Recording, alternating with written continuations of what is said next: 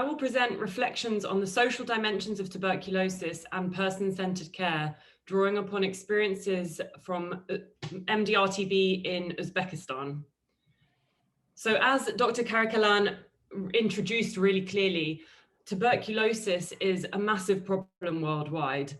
I was surprised to even hear that 1 billion people have died in the last around 40 years since TB was discovered, and millions of people are affected worldwide. So it's the most deadly infectious disease globally. Dr. Karikalan also mentioned the global targets to end TB by 2030, and unfortunately these appear to be unattainable, as the interim milestones for 2015 to 2020 for reductions in TB incidence and death have less than half of what was required has actually been achieved. Additionally, the COVID-19 pandemic threatens to reverse some of the progress that has been made in tuberculosis, as limited resources are being redistributed and case notifications for TB have already decreased in the period. Multi-drug resistant tuberculosis poses additional and particular challenges, and it's a global public health crisis. So the treatment for drug-resistant tuberculosis is really lengthy, toxic, and also ineffective, with treatment success of just 57% globally in 2019. The treatment landscape is changing, with new drugs available for the first time in 40 years, which offers a lot of hope and promise for a better future. However, there are persistent challenges, and it's really imperative to be able to understand the needs and experiences of those affected in order to be able to provide adequate support and also to address the social determinants and structural drivers of disease. As Dr. Karikalan also mentioned, the costs that people face when experiencing tuberculosis can be massive, and targets for 0% of households to face catastrophic costs. In 2019, this was actually 49%. So people are really, really affected. And this is now ever more imperative in light of the COVID-19 pandemic. So as I mentioned, within this presentation, I'll draw upon research based in a TB project in Uzbekistan, which was run by the Ministry of Health and Médecins Sans Frontières in the west of the country in a region called Karakalpakstan, which is a semi-autonomous region. Uzbekistan is a country in Central Asia, which is part of the former Soviet Union and has quite a high burden of drug-resistant tuberculosis. The treatment and care that's offered is largely decentralized, comprehensive care, and includes a range of treatment options, including a standard treatment, which is a longer length of 20 to 24 months. This is for drug-resistant TB, I'm talking about only, and a short course regimen of 9 to 11 months. And there is also a clinical trial underway looking into new drugs, which includes a treatment option of 6-month treatment, which is called TB Practical. As well as the treatment options that are available, the project includes support, both emotional and social support for people affected by TB, including counselling and some kind of financial support packages for those who are in need. I'll briefly outline the studies that I'm drawing upon in this presentation. So there were 2 qualitative studies, one conducted in 2014 and one conducted in 2019. Both included in-depth interviews and observations. Interviews with people affected by TB with a range of different treatment taking experiences. So in 2014, these were people that were enrolled on the standard treatment option, so with older drugs, and the longer treatment course of 20 to 24 months, including a range of different treatment taking experiences, as well as those lost to follow-up. The study in 2019 included those largely on the short course regimen, which I mentioned was 9 to 11 months of treatment. And again, a range of treatment taking experiences. And both studies included interviews with health practitioners, which were nurses, doctors, and counsellors.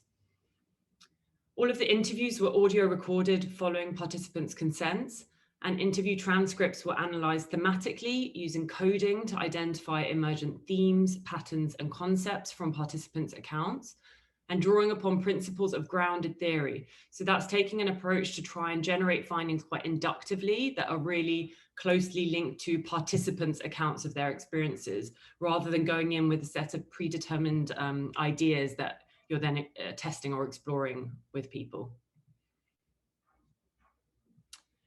Firstly, I will describe the findings that emerged relating to the social dimensions of TB, in how individuals conceptualize their health, disease and diagnosis, and their health seeking. I will also describe some of the commonly held judgments around TB and how this influenced people's experiences and the social and emotional impact of TB and treatment. I will then reflect on aspects relating to person-centered care, what it is, why it matters, the challenges that can prevent the concept from being realized in practice, and perspectives relating to person-centered care from people in Uzbekistan. So it's important to understand how people conceptualize tuberculosis. There are the medical definitions of the kind of core set of symptoms that would be relayed in health messaging, and an understanding that when people experience those symptoms, they then might present for TB care. But it's crucial to see how people actually conceptualize that themselves, because sometimes there can be a bit of a difference. And yeah, it's important to make sure that that can be understood and addressed. So in terms of the conceptualization of TB, participants all described TB as a cold in the lungs. And that was understood as arising as a result of drinking cold water, becoming cold when your body had previously been hot, and working hard, being really tired, or having inadequate nutrition. So that led many to blame themselves for their disease development, feeling as though if they had taken better care of themselves, maybe they would have been able to avoid becoming unwell. And some also saw their disease as a punishment for their sins. Many had fears around infecting others, but had little understanding about infection risk reduction strategies. And additionally, as many individuals understood their disease as having stemmed from these social factors, like being too tired and having inadequate nutrition, this could lead to some confusion in how transmission and infection risk were understood. So many feared infecting others and described self-isolating, but didn't necessarily link the exact mechanisms through which that might play out, and again, how they might be able to reduce that. So this participant here says, my wife got sick and then I got sick. Many people think that it was an infection, but actually I was not infected. My workplace was very cold, the floor of the building was very cold, and this cold passed to me via my feet and I got sick because of that. Perceptions around disease etiology and interpretation of symptoms could contribute to individuals not perceiving themselves to be at risk for TB, which can also undermine TB health seeking. Several describe seeking alternative approaches to treatment prior to engaging with TB services. So many people would want to treat the symptoms of their cold rather than thinking these symptoms might be indicative of TB and therefore I need to seek TB care and treatment. People described only engaging with TB care when their symptoms really worsened and became completely unmanageable, or when they didn't improve after a very long time.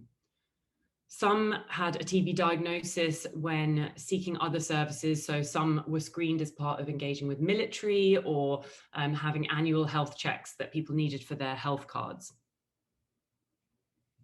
On receiving a diagnosis, many describe feelings of shock, doubt, disbelief, anger, and sadness, with some wanting to seek a second opinion and verify if the diagnosis was accurate and was really true. Many people wanted to describe not wanting to engage with TB services due to the anticipated implications of having a diagnosis, which I will describe further in a moment. And that could lead to some seeking hidden treatment, which would be informal, so through the kind of private side of care.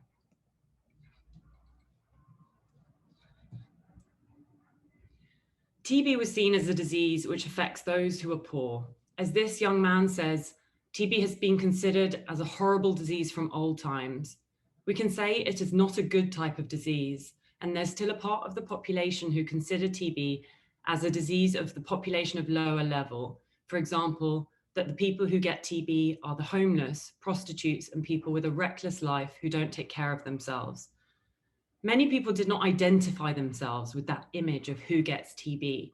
And again, that could influence health seeking and also how a diagnosis was processed.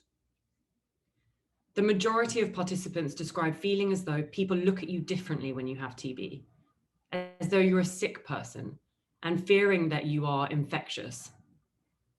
many people described experiencing a lot of shame and feeling as though they must hide their disease from others. The fear of inadvertent disclosure from going to the DOTS corner to receive treatment led some to avoid seeking TB care or taking treatment on and off because they wanted to remain hidden and not be seen going to the clinic. The shame and embarrassment that people experienced could lead to isolation, and that was described both through people separating themselves from others and withdrawing from social activities, and also through others withdrawing from them and not wanting to be close to them because of discovering their TB status. People affected by TB largely describe this as shame, whereas healthcare workers describe this as TB stigma. All participants described difficulties that they faced with treatment, with a range of side effects, including nausea, diarrhea, and also psychological.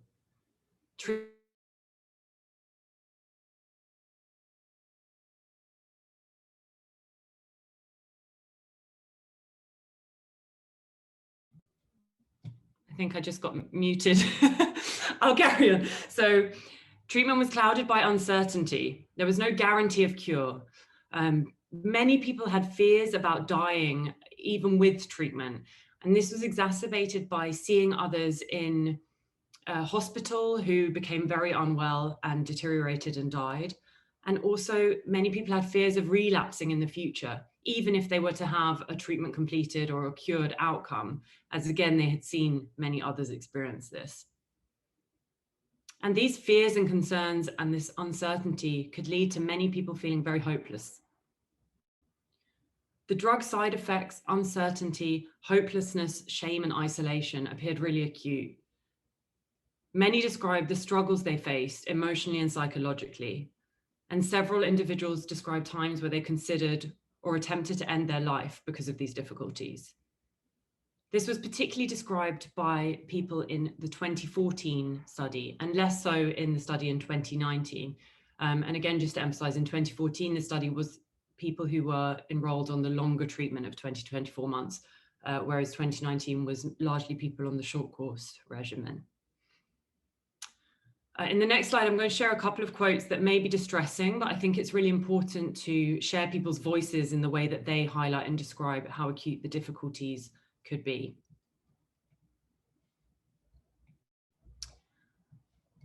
I'll just read one of them out. So the one I'm going to read is a healthcare worker who also experienced drug-resistant tuberculosis herself.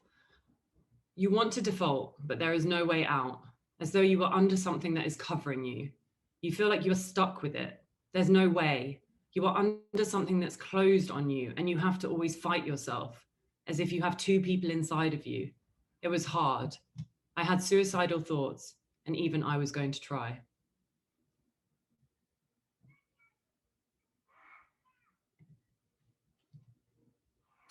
Beyond the treatment itself and the side effects, there were additional burdens that people faced from treatment.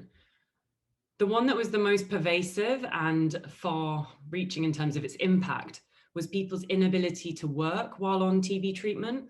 And this was partly linked to restrictions around being diagnosed with TB and therefore not being allowed to engage with certain professions. Also linked to the fact that people had such horrific side effects, they often didn't actually feel physically able to work. And that directly observed treatment required people to attend the DOTS corner each day, which many felt just made it completely unpractical or unrealistic to also be able to go to work. And this could be quite obviously a big impact financially. This was also gendered. So particularly for men who had social responsibilities around providing for their family, being the main breadwinner, this could lead to a lot of stress and anxiety and could undermine some feeling able to continue with treatment.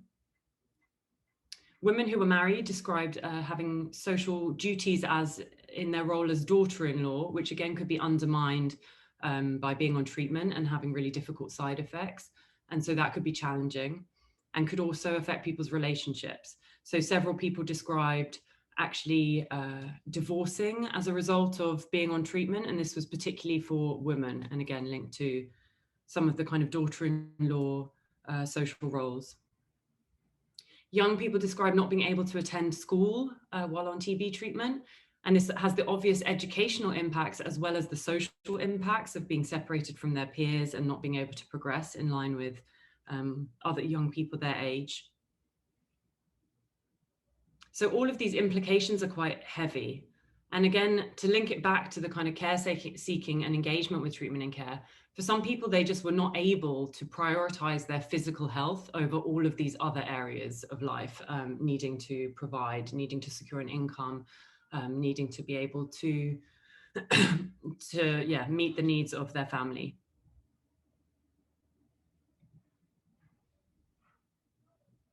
Almost all participants described the importance of inner strength in enabling them to persevere with drug-resistant TB treatment and to continually fight to overcome the challenges they faced, both in terms of the disease and also the drug side effects. Where people saw improvements after starting treatment, which could either be through those who had symptoms prior to treatment, seeing those improve, or for those who were told about their sputum results converting, where a result had been positive and then became negative, that could actually provide evidence that the treatment is working, which instilled belief in the treatment need and effect, and hope for cure, which would motivate treatment continuation. Many felt that the support of counselors and psychiatrists, as well as of family and friends, was really crucial for being able to go on and find this strength. Some also mentioned focusing on others in their lives, for example, thinking of their children, and that could help to feel more determined to continue to struggle with the side effects. Establishing a routine around treatment taking was said to support its continuation, and learning how best to be able to tolerate and live with drug side effects. And that could include taking drugs with a certain fruit or drink, visualizing the drugs as something strength-giving and positive and trying to sort of distract oneself from the difficult side effects, as well as sleeping after drug intake. Focusing on the future, life after treatment, and the things that treatment can facilitate going forwards. So focusing on that hope of cure could really spur determination.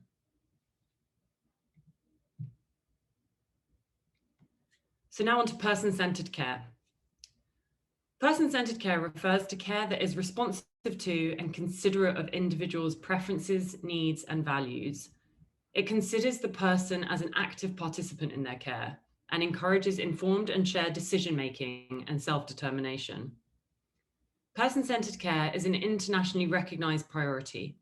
It's included within Pillar 1 of the World Health Organization's NTB strategy and is really crucial for being able to achieve TB elimination. Having approaches to care that are responsive to and reflective of individuals' needs, wants, and priorities is morally the right thing to do. And it also contributes towards people being able to experience improved health outcomes. However, there are challenges to the concept being realized in practice. And this includes a constructed dichotomy between public and individual health, where the goals of the public health good are held in opposition sometimes to individuals' priorities and wants, when actually the two can be aligned. They don't have to be in opposition. Also within TB, there's a historic paternalism and prizing of tradition and tendency towards more universal, rigid approaches, which can undermine flexibility and innovation in TB care. We investigated perceptions and experiences related to person-centered care in Uzbekistan, including shared decision-making for treatment options, to consider how the concept may be realized in practice. While shared decision-making is a key principle of person-centered care, it's also really important to have flexibility to what different individuals want and are comfortable with. In the context of Uzbekistan, actually all participants affected by TB asserted preferring that the doctor decide on their treatment regimen. And that option was between the short course regimen or the longer 20 to 24 month option. Doctors were seen as having more knowledge and experience, and people largely described trusting their doctor to decide in their best interests. Seeing themselves as lacking sufficient knowledge, people were uncomfortable taking responsibility for their treatment choice, and therefore the presumed blame if things go wrong. As this person says, the doctors never think anything bad for you. They will give whichever one is best. It is better that the doctors give treatment. Choosing it myself, I might make a mistake. Interestingly, doctors actually felt that people's trust in their abilities would be undermined by their involving people in these decisions, as this would imply that they themselves did not know the best course of action.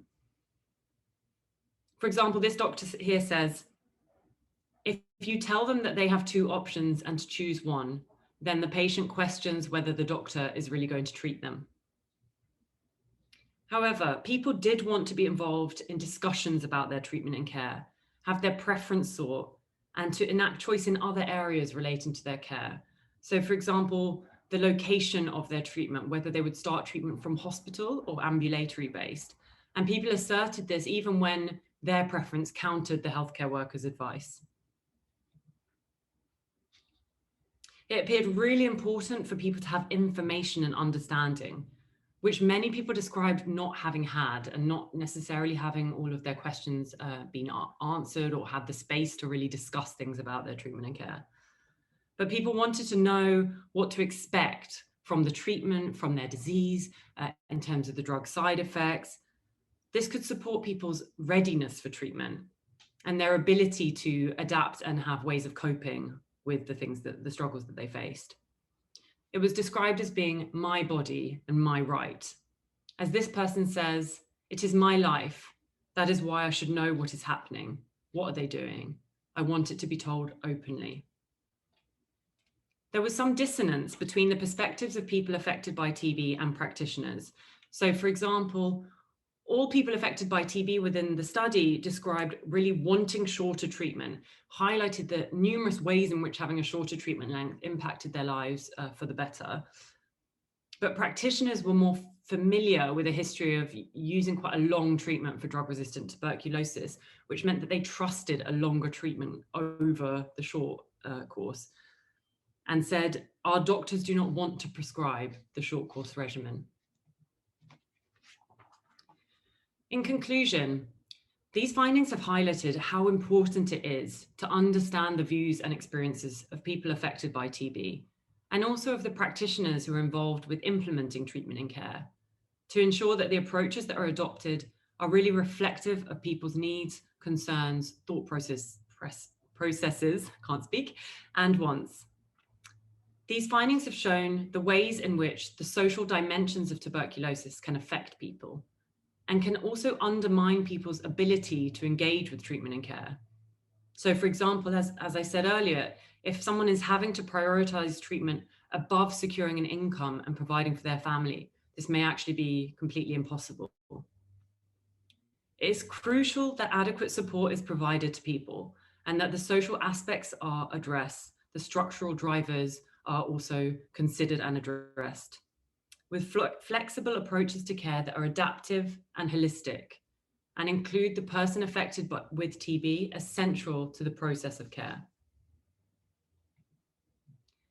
Thank you all for listening, and I would also like to acknowledge the participants of these studies and colleagues within Médecins Sans Frontières and the Ministry of Health for facilitating this research. Please also see these references here if you're interested in further reading, and do feel free to get in touch if you have questions after today.